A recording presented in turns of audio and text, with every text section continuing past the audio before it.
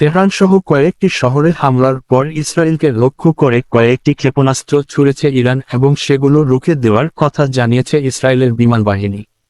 Israel defence force বা IDF এক বিবৃতিতে জানিয়েছে, ইসরায়েলের ভূখণ্ড লক্ষ্য করে ইরানের দিক থেকে আসা কিছু ক্ষেপণাস্ত্র তারা চিহ্নিত করেছে।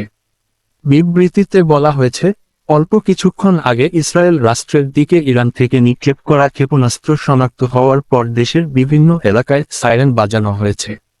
সাধারণ জনগণকে হোম ফ্রন্ট কমান্ডের নির্দেশনা অনুসরণ করার জন্য অনুরোধ করা হচ্ছে। এই মুহূর্তে ইসরায়েলি বিমানবাহিনী হুমকি প্রতিহত প্রয়োজন হলে আঘাত হানার মাধ্যমে হুমকি নিষ্ক্রিয় করার জন্য কাজ করছে। এতে বলা হয়, প্রতিরক্ষা ব্যবস্থা পুরোপুরি নির্ভুল বা অপ্রবেশযোগ্য নয়, তাই জনগণের জন্য হোম ফ্রন্ট কমান্ডের নির্দেশনা মেনে চলা অত্যন্ত জরুরি। সাধারণ মানুষকে হোম ফ্রন্ট কমান্ডের নির্দেশনা অব্যাহতভাবে অনুসরণ করার আহ্বান জানানো হচ্ছে। এদিকে যুক্তরাষ্ট্রের সঙ্গে আলোচনার মধ্যেই ইরানে হামলা চালিয়েছে ইসরায়েল। ইরানের বিভিন্ন স্থানে হামলা চালানো হয়।